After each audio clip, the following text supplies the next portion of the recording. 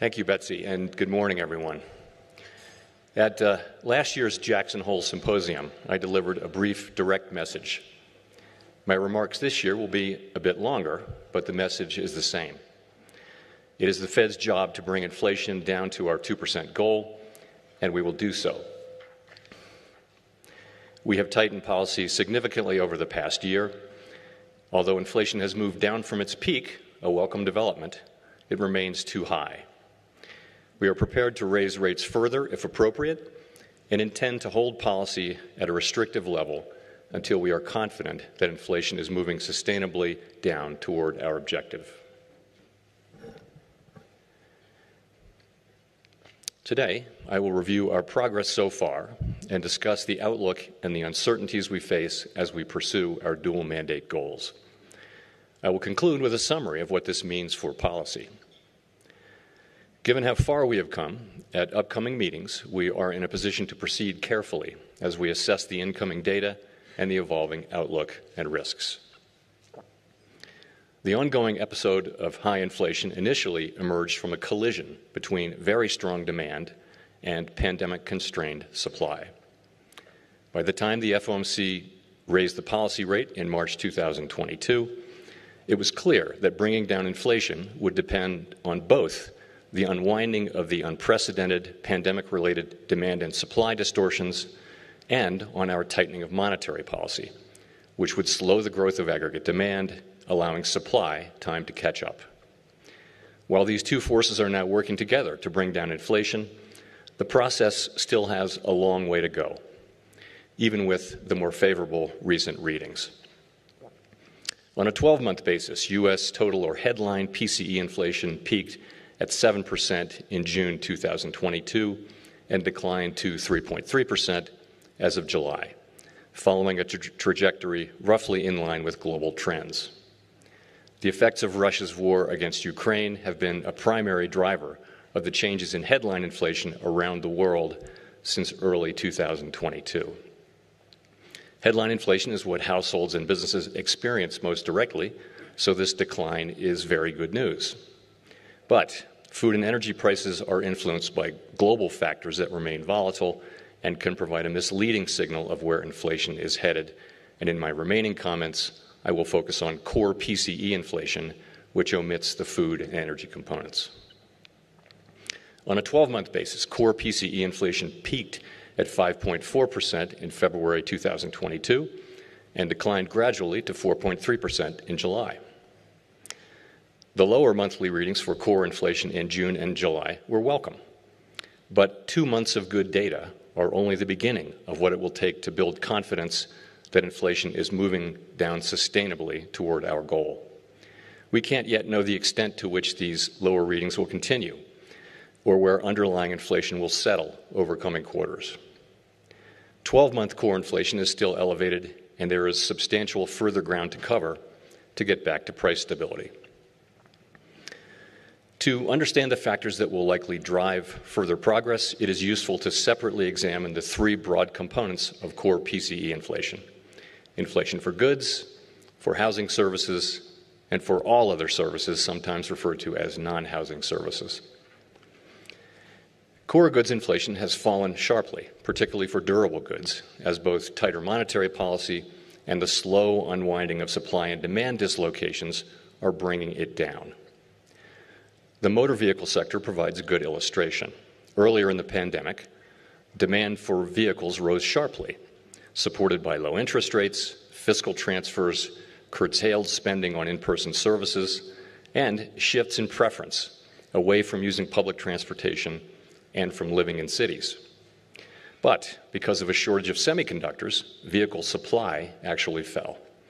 Vehicle prices spiked, and a large pool of pent-up demand emerged.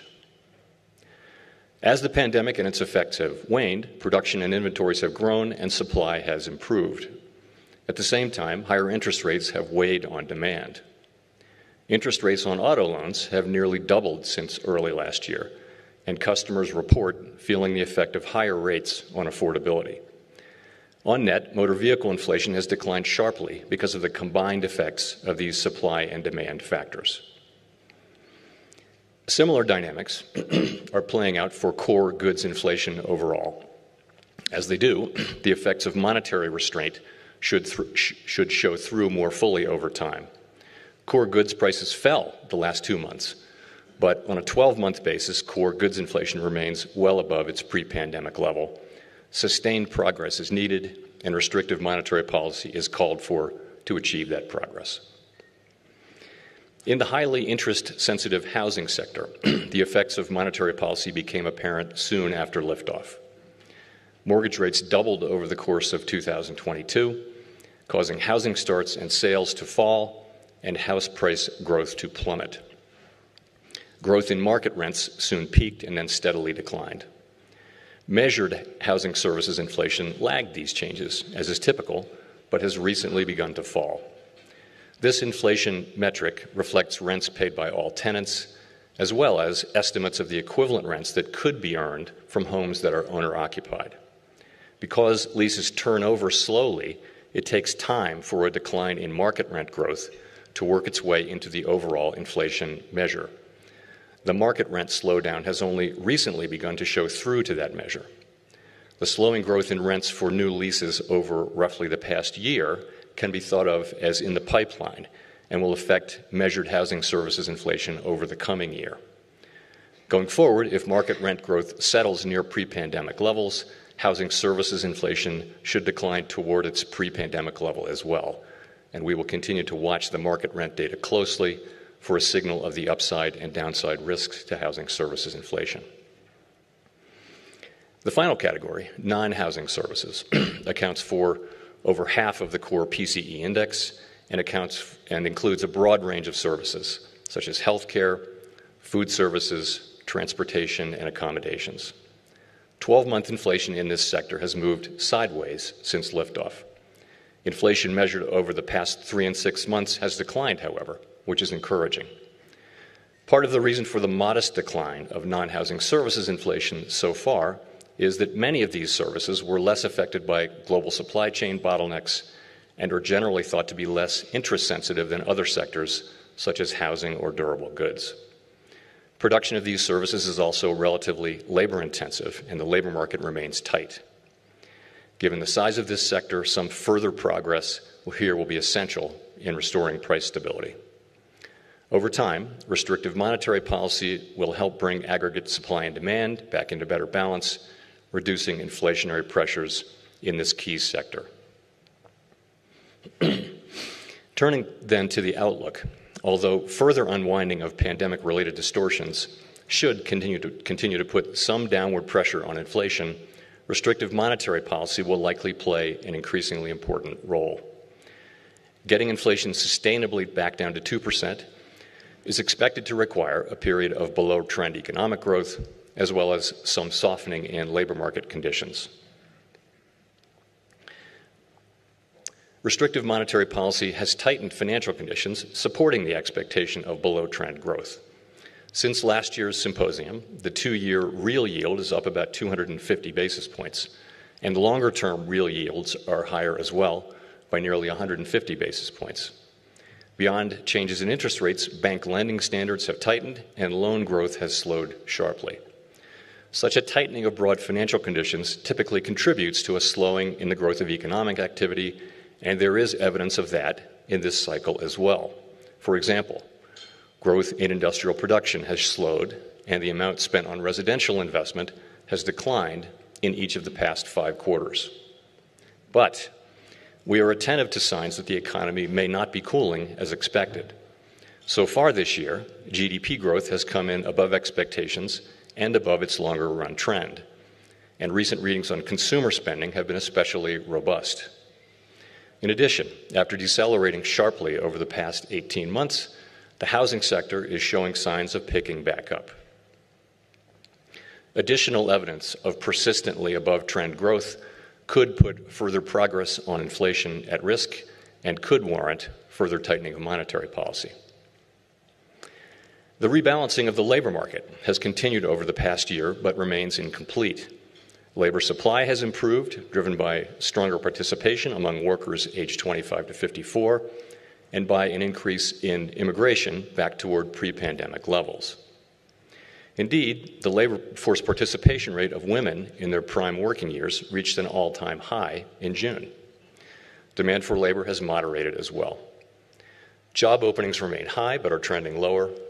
Payroll job growth has slowed significantly.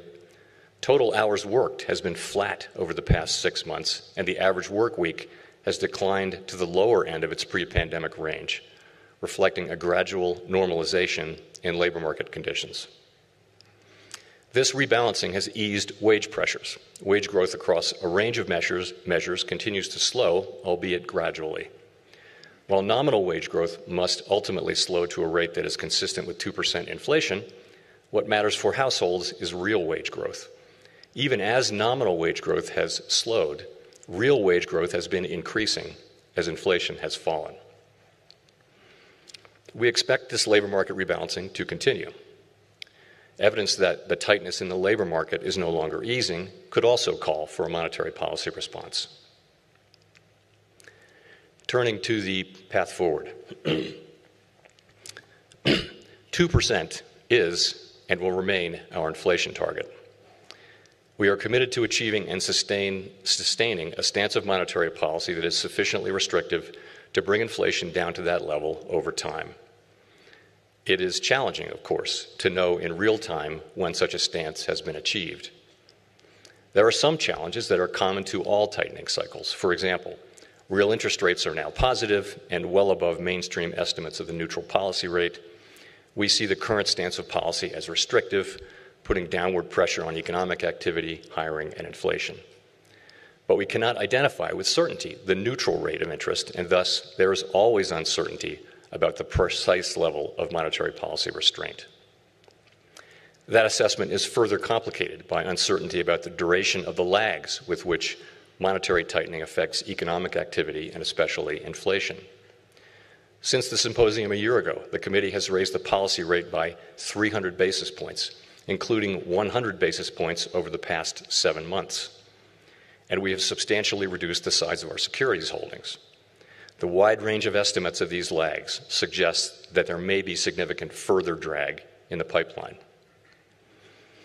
Beyond these traditional sources of policy uncertainty, the supply and demand dislocations unique to this cycle raise further complications through their effects on inflation and labor market dynamics.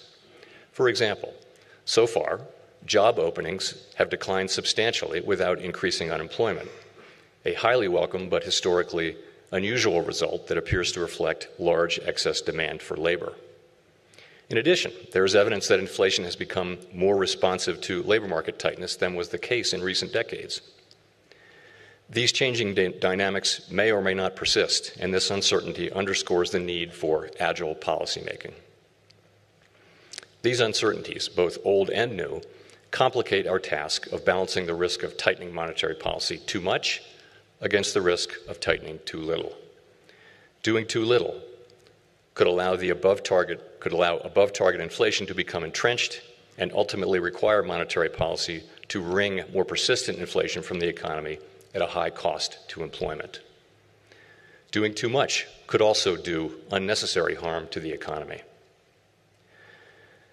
As is often the case, we are navigating by the stars under cloudy skies. In such circumstances, risk management considerations are critical. At upcoming meetings, we will assess our progress based on the totality of the data and the evolving outlook and risks. Based on this assessment, we will proceed carefully as we decide whether to tighten further or instead to hold the policy rate constant and await further data. Restoring price stability is essential to achieving both sides of our dual mandate. We will need price stability to achieve a sustained period of strong labor market conditions that benefit all. And we will keep at it until the job is done. Thank you.